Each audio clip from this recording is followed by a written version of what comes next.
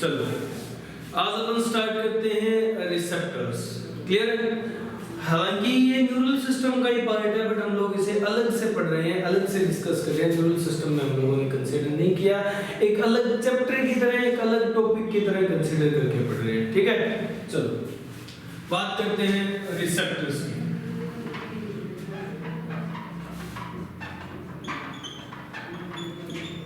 अगर बताया जाए रिसेप्टर्स क्या होते हैं, तो देखो हम लोग ऐसे ऑर्गेनिज्म हैं जिनको कॉन्शियस कहा जाता है। कॉन्शियस मतलब हम लोगों में सेंस ऑफ सराउंडिंग है। क्लियर है? हम लोग अपने सराउंडिंग में हो रही चीजों को सेंस कर सकते हैं, ये एबिलिटी है हमारे अंदर। क्लियर? तो हम लोग कॉन्शियस ऑर्गेनिजम्स हैं। अब ये सराउंडिंग में हो रहे चेंजेस को हम लोग कैसे सेंस करते हैं? हमारी बॉडी को कैसे पता चलता है भाई सराउंडिंग में कोई चेंज हो रहा है? कैसे सेंस करते हैं इस चीज को? इस चीज को हम लोग सेंस करते हैं रिसेप्टर्स की हेल्प से। क्लियर है? इस चीज को सेंस करते हैं रिसेप्टर्स की हेल्प से। कुछ स्पेशल स्ट्रक्चर्स हैं हमारी बॉडी में जो कि सराउंडिंग में हो रहे चेंजेस को सेंस करेंगे और हमें बताएंगे। क्लियर है? तब हमें पता चलेगा। तो इन स्ट्रक्चर्स को बोलते हैं रिसेप्टर्स। समझिए, इन स्ट्रक्चर्स को बोलते हैं रिसेप्टर। तो अगर हम लोग डिस्कस करें भाई रिसेप्टर कहाँ का पॉइंट है, किस तरह फंक्शन कर रहा है, तो देखो सराउंडिंग में कोई भी चेंज आ रहा है, ठीक है, समझ लो, चेंज इन सराउंडिंग, सराउंडिंग बोल दो या एनवायरनमेंट बोल दो। सराउंडिंग एनवायरनमेंट में, सराउंडिंग एनवायरनमेंट में कोई भी चेंज हो, इसे कौन सेंस करेंगे? हमारे रिसेप्टर्स। इसे रिसेप्टर्स सेंस करेंगे। क्लियर? समझ? अब रिसेप्टर्स की बात करें तो रिसेप्टर सेंस करेंगे। ये रिसेप्टर्स इस इन सेंसेस को, इन सिग्नल्स को कहां भेजेंगे? इन सेंसेस को, इन सिग्नल्स को इंटरप्रेट करने के लिए, एनालाइज करने के लिए हमारे सीएनएस में भेजा जाएगा। क्लियर है? समझ लो, हमारे सीएनएस में भेजा जाएगा और फिर सीएनएस इस पर किस तरह से काम करता है, किस तरह से इन सिग्नल्स को समझता है और फिर बॉडी को ऑर्डर देता है। मतलब यहाँ से फिर सिग्नल्स वापस आएंगे और किसके पास जाएंगे? इफेक्टर के पास जाएंगे, जिसे फंक्शन करना होता है। क्लियर है? इफेक्टर में हम लोग कह सकते हैं कोई ऑर्गन और ऑर्गन की मसल है तो इफेक्टर के पास जाएंगे। ऐसा कोई पॉइंट हम लोगों ने न्यूरल सिस्टम में भी डिस्कस किया हुआ है ना? तो वही पार्ट है, हमें डिस्कस करना है इस स्ट्रक्चर के बारे में अलग से। ठीक है? रिसेप्टर्स है ना ये न्यूरल सिस्टम का पार्ट, तो ऐसे है। ठीक है? अब रिसेप्टर सीएनएस के पास सिग्नल कैसे भेजते हैं ये भी हमें पता है, पढ़ करके आए हम लोग सेंसरी नर्व से। क्लियर? सेंसरी नर्व के थ्रू। और सीएनएस इफेक्टर को सिग्नल कैसे भेजता है? मोटर सिग्नल से, तो मोटर नर्व के थ्रू जाएगा। क्लियर? मोटर नर्व के थ्रू चला जाएगा। अब देखो रिसेप्टर्स की बात करनी है हमें, ये तो बेसिक सा पॉइंट था। क्लियर? रिसेप्टर्स किस लिए है? To sense the surrounding, to sense the change in surrounding, change in surrounding.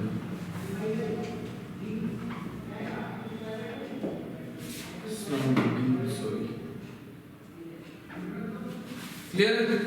Surrounding में हो रहे किसी भी चीज को सेंस करने के लिए जो स्ट्रक्चर्स है वो रिसेप्टर्स है अपने पास।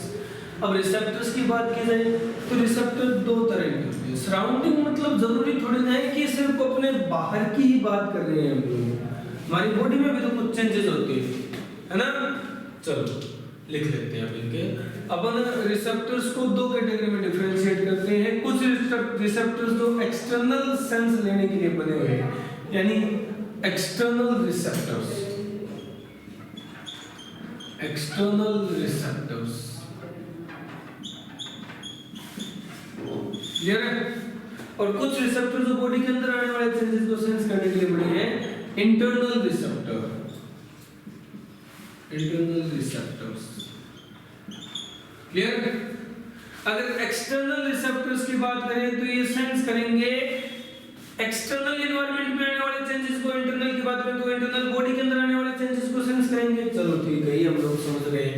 एक्सटर्नल में अगर पॉइंट देखें कौन कौन से रिसेप्टर आएंगे, तो हम लोग यहाँ कहते हैं सबसे पहले हम लोग बाहर आने वाले किसी भी चीज को देख सकते हैं, हमें पता चल सकता है ये बंदा चल करके यहाँ जा रहा है, ये कुत्ता बैठा है, ये भेड़ बैठी है, ये बकरी बैठी है, ये हम लोग समझ सकते हैं। ठीक है, ये हमें दिखाई देता है। दिखाई कैसे देता है? देखते किसकी हेल्प से? वो भी तो एक रिसेप्टर ही है।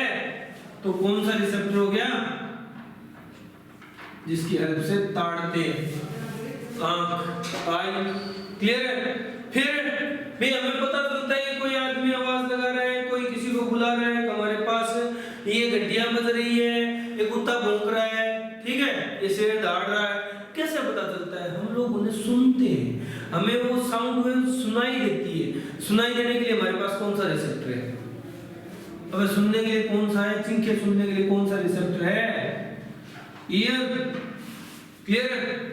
फिर सराउंडिंग में कोई खुशबू आ रही है, कोई खुशबू जा रही है, बदबू आ रही है, मतलब इन खुशबू के आने और जाने को कौन सेंस करता है? हमारे पास एक रिसेप्टर है इसके लिए। कौन सा? Knows, clear, knows. नेक्स्ट अगर अपन बात करें भाई एक रिसेप्टर जिसका जिंदगी में होना बहुत जरूरी है, जिसका हमारे पास होना बहुत जरूरी है, अगर ये नहीं होगा तो हमें पूरी लाइफ स्वाद नहीं आ सकते। तो जिंदगी में स्वाद लेने के लिए एक रिसेप्टर होता है। कौन सा? टंग, क्लियर है भाई। इसके बिना जिंदगी बेस्वादी है। अब वो स्वाद चाहे किसी भी तरह के हो, अगर लेने हैं तो ये रिसेप्टर होना चाहिए। स्वाद लेने के लिए रिसेप्टर है टंग, क्लियर है। चलो यहाँ स्वाद का मतलब मैं सिर्फ टेस्ट से रिलेट कर रहा हूँ। चलो टंग, क्लियर। नेक्स्ट हमारी पूरी बॉडी का सबसे बड़ा रिसेप्टर या हम लोग कहें बॉडी में हर जगह प्रेजेंट जो रिसेप्टर है स्किन, क्लियर। ये कंसीडर किए जाते हैं एक्सटर्नल रिसेप्टर्स की कैटेगरी में। भाई कहीं कोई टच कर रहा है, छूना हो रहा है, कोई कहीं से कुछ दबा रहा है, प्रेशर पड़ रहा है, कोई कहीं जोर की चोट लगी, दर्द हो रहा है, इनको सेंस करने के लिए रिसेप्टर स्किन ही तो होगी आफ्टर ऑल, है ना। ये तो आई, ईयर, नोज, टंग और स्किन ये हमारे एक्सटर्नल रिसेप्टर्स हैं, समझ रहे हो, क्लियर। बॉडी के बाहर आने वाले सेंसेस को सेंस करेंगे सब, ठीक है, क्लियर। अब देखो इसमें से नोज हम लोग रेस्पिरेटरी सिस्टम में पढ़ चुके हैं, टंग हम लोग डाइजेस्टिव सिस्टम में पढ़ चुके हैं, तो इन दोनों को तो डिस्कस ही नहीं करेंगे, ठीक है ना। बकायदा डिस्कस किए हैं दोनों पॉइंट, नोज और टंग। बच गया कौन? आई, ईयर और स्किन। ये तीनों डिस्कस कर ले हमें, ठीक है, ये तीनों डिस्कस कर लेंगे, समझ रहे हो। इनमें से भी अगर हम बात करें तो आई और ईयर ये दोनों अलग कैटेगरी से बिलोंग करते हैं, क्लियर है। ये दोनों अलग कैटेगरी से बिलोंग करते हैं। कैसे? कि भाई देखो एक चीज है, आई, ईयर और स्किन, नोज, टंग। स्किन तब सेंस कर सकती है जब कोई टच करे, ठीक है, जब कोई दबाए, पेन, ठीक है, चोट लगे, समझ रहे हो, तब इसको सेंस कर सकती है स्किन। टंग कब सेंस कर सकती है? स्वाद कब आ सकते हैं?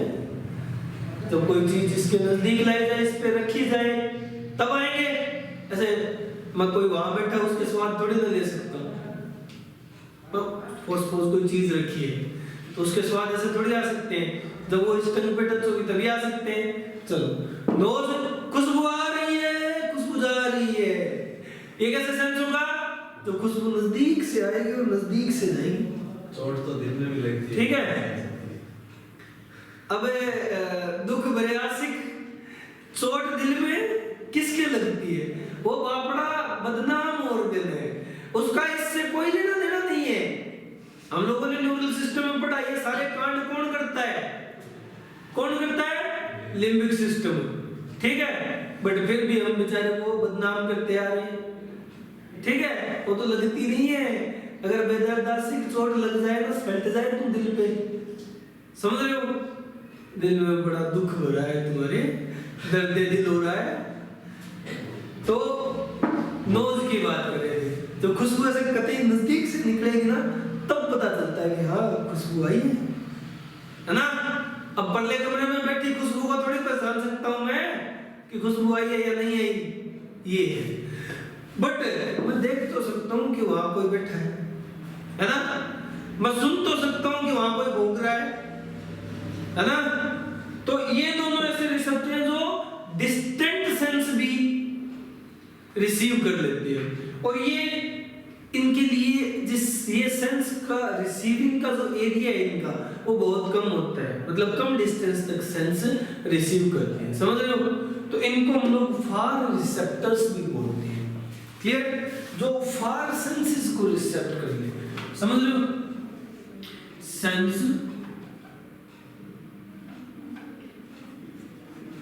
फार, या फिर तुम लोग लिखो एक तरह से रिसीव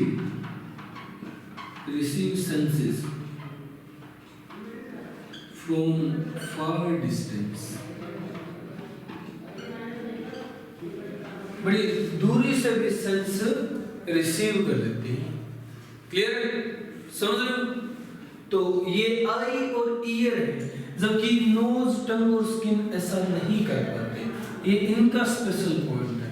क्लियर है, ये इनका स्पेशल पॉइंट है। अब समझ गए। चलो नेक्स्ट, अब बात करते हैं इंटरनल रिसेप्टर्स की। इंटरनल रिसेप्टर जो हमारी बॉडी के अंदर प्रेजेंट होंगे, इनसाइड द बॉडी, बॉडी के अंदर प्रेजेंट होंगे। तो हम लोगों ने एक्सक्रीटरी सिस्टम में पढ़ा था कि कुछ रिसेप्टर्स होते हैं जो बॉडी में आने वाले वाटर सॉल्ट बैलेंस के चेंजेस को सेंस कर लेते हैं। तो उन्हीं की कैटेगरी में आती है इंटरनल रिसेप्टर्स। ओस्मो रिसेप्टर्स इसका एग्जांपल है, ओस्मो रिसेप्टर्स इसका एग्जांपल है। क्लियर है, ओस्मो रिसेप्टर क्या सेंस करते हैं, वाटर सॉल्ट बैलेंस को। क्लियर है, वाटर सॉल्ट बैलेंस को, समझ रहे हो। चलो नेक्स्ट, यहां हम लोग कह सकते हैं एक रिसेप्टर होता है प्रोपारियो रिसेप्टर। प्रोपारियो रिसेप्टर, ये रिसेप्टर्स किस लिए हैं। ये रिसेप्टर हम लोग कह सकते हैं कि भाई इंटरनल रिसेप्टर्स है, और कैसा काम करते हैं, ये स्ट्रेच सेंस करते हैं। क्लियर है, सेंसेस ऑफ स्ट्रेच या स्ट्रेचनिंग in tendon and ligament। Tendon और लिगामेंट में आने वाली स्ट्रेचिंग को सेंस करेंगे। भी दिखाई नहीं दे रहा हो, कैमरे के अंदर से बाहर चला गया, तो अलग से लिखो इसे, sense stretching in tendon and ligament. Tendon और लिगामेंट में स्ट्रेचिंग को सेंस करने के लिए ये रिसेप्टर्स दिए गए हैं। क्लियर है, ये इंटरनल रिसेप्टर्स है, समझ रहे हो। क्लियर है, ये रिसेप्टर्स है। अब अपन शुरू करते हैं इन रिसेप्टर्स के बारे में। एक्सटर्नल रिसेप्टर्स, क्लियर है। और एक्सटर्नल रिसेप्टर में हम लोग सबसे पहले आई से स्टार्ट करेंगे। लगाओ हेडिंग आई, आई और गई, हेडिंग लगाओ आई।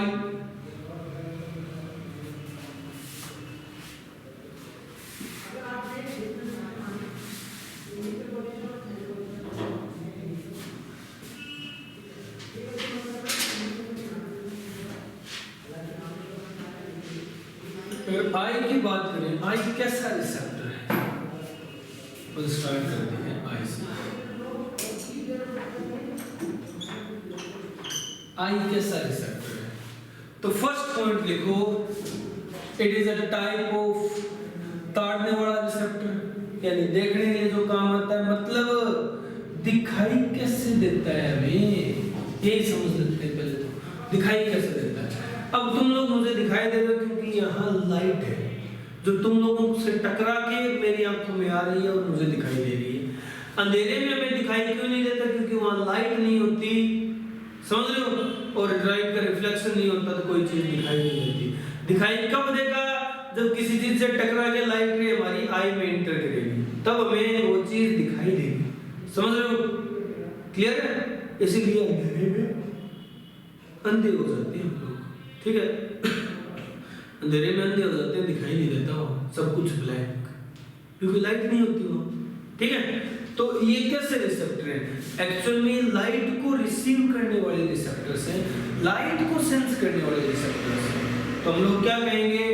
फोटो रिसेप्टर है, फोटो रिसेप्टर। फोटो रिसेप्टर का मतलब क्या होता है भाई?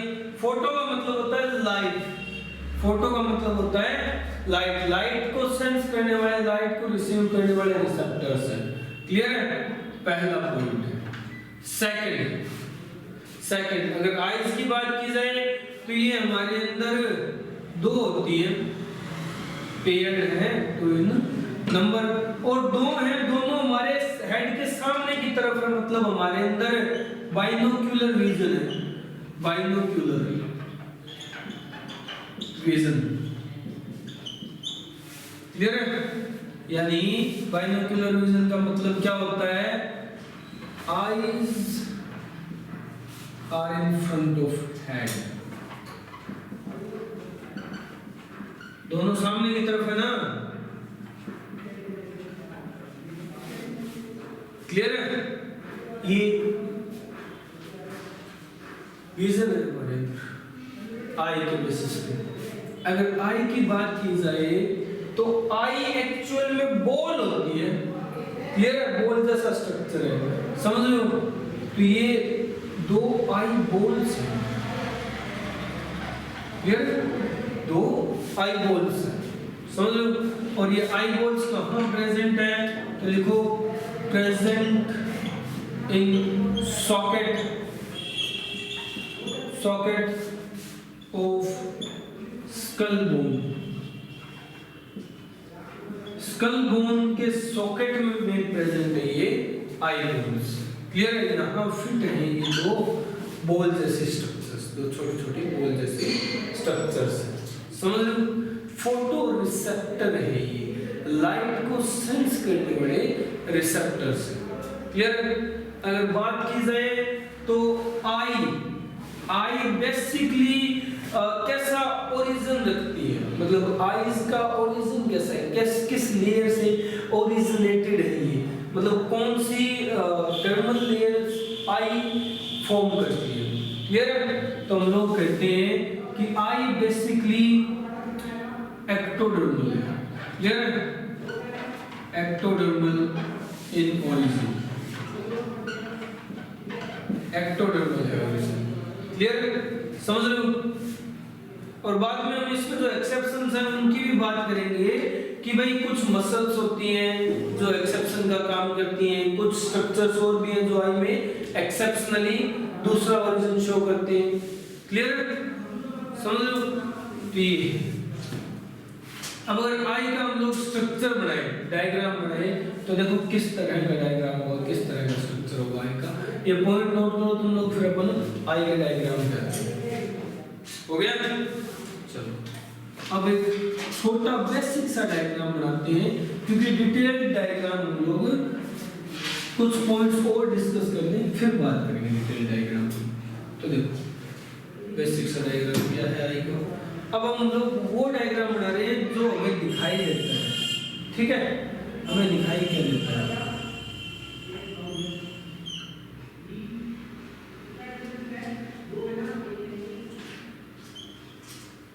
हमें इतना हिस्सा दिखाई देता है आपका, ठीक है? समझ लो? अगर बात करूं मैं कि ये हिस्सा कितना है बेसिकली, तो 80% पार्ट आई बॉल का अंदर होता है और 20% पार्ट हमें बाहर दिखाई देता है। क्लियर? समझ लो? ये आई बॉल है, मतलब ये बॉल पूरी ऐसी है, इस तरह, समझ गए? हमें बाहर इतना ही दिखाई देता है। ये 80% कहाँ है? इन आई सॉकेट, आई सॉकेट में ही, ठीक है? चलो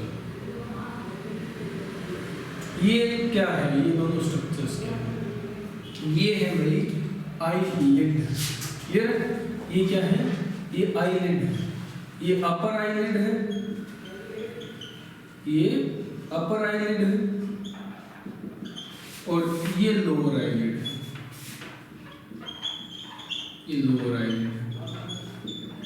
दोनों में डिफरेंस है कि भाई अपर आईलिड बेसिकली मोर मूवेबल होता है, अगर हम लोग कंपेयर करें लोअर आईलिड से, तो ये लेस मूवेबल है, लेस मूवेबल। क्लियर? समझ रहे हो? नेक्स्ट अगर अपन बात करें भाई आईलिड में स्पेसिफिकेशंस की, तो भाई आईलिड में इस तरह हेयर्स प्रेजेंट होते हैं, ठीक है, और इनको हम लोग बोलते हैं आईलैशेस। इन्हें क्या कहते हैं? आईलैशेस।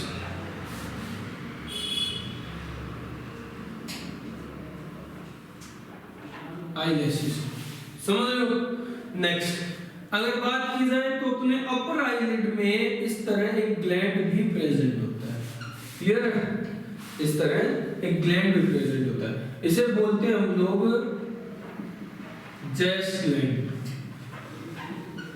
जेस्ट ग्लैंड, ठीक है? जेस्ट ग्लैंड किस तरह का ग्लैंड है? तो भाई ये सिक्रीट करता है ऑयली सब्सटेंस, तेलीय पदार्थ, oily substance, clear? Oily substance secrete करता है, क्यों? To reduce friction, to reduce friction between eyeball and eyelid। अब एक चीज ध्यान दो, आईलिड आईबॉल पे मूव करते फ्रिक्शन हो सकता है, उसको रिड्यूस करने के लिए ग्लैंड और ये सब्सटेंस सीक्रेट करता है। भाई ये ग्लैंड कहां होगा? जो आईलिड ज्यादा मूव करेगी उसी की तरफ होगा, ज्यादा मूव कौन करती है? अपर आईलिड, तो अपर आईलिड में होता है। क्लियर है? अगर इस ग्लैंड में इंफेक्शन हो जाए, ठीक है, इंफेक्शन, इस ग्लैंड के इंफेक्शन को हम लोग कहते हैं स्टाई डिजीज, स्टाई डिजीज, क्लियर? इस ग्लैंड का इंफेक्शन है स्टाई डिजीज, क्लियर? ये तो आउटर पार्ट की बात हुई, आईलिड्स आईलैशेस की बात हुई। अब हम बात करते हैं ये जो पार्ट हमें दिखाई देता है इसकी, ये जो पार्ट हमें दिखाई दे रहा है, इस पार्ट को हम लोग कहते हैं, ये सामने वाला फ्रंटल पार्ट थोड़ा सा बल्जिंग पोर्शन ये होता है कॉर्निया, क्लियर? ये क्या है? ये आई का कॉर्निया है, कॉर्निया वाला रीजन है, समझ रहे हो? जिसको हम लोग कहते हैं, ये आई का जो हमें बाहर दिखाई देता है ना, वो पार्ट है, ठीक है? समझ रहे हो? Visual process. अब इस तरह नहीं लिखेंगे स्पेसिफिकेशन, बाद में लिखेंगे, ठीक है? देखो नेक्स्ट, इस कॉर्निया के ऊपर एक कवरिंग होती है, बहुत पतली सी कवरिंग होती है, ठीक है? इसके बिल्कुल चिपकी हुई सी, इस तरह से प्रेजेंट ये, ठीक है? इस कवरिंग को हम लोग क्या कहते हैं? ये बाहर की तरफ है और इसे हम लोग कहते हैं कंजक्टिवा, कंजक्टिवा है, क्लियर? ये क्या है? कंजक्टिवा है। कंजक्टिवा देखो भाई, कंजक्टिवा में पहला पॉइंट है कि ये हमारी पूरी बॉडी की thinnest epithelium, thinnest epithelium of body, body की थिनेस्ट एपिथेलियम है ये, समझ रहे हो? क्लियर है? किस लिए होती है? किस लिए यहाँ प्रेजेंट है ये थिनेस्ट एपिथेलियम कंजक्टिवा? तो ये थिनेस्ट एपिथेलियम कंजक्टिवा यहाँ प्रेजेंट है भाई कॉर्निया को प्रोटेक्ट करने के लिए, कॉर्निया को न्यूरिश रखने के लिए, कॉर्निया को मॉइस्चराइज रखने के लिए, क्लियर है? समझ लो? तो हम लोग कहते हैं टू मॉइस्चराइज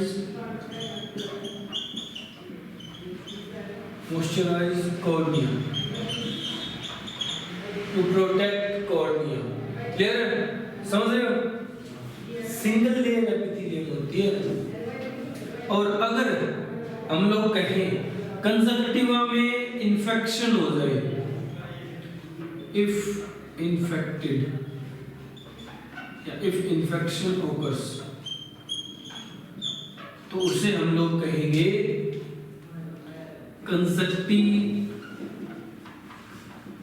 कंजक्टिवाइटिस।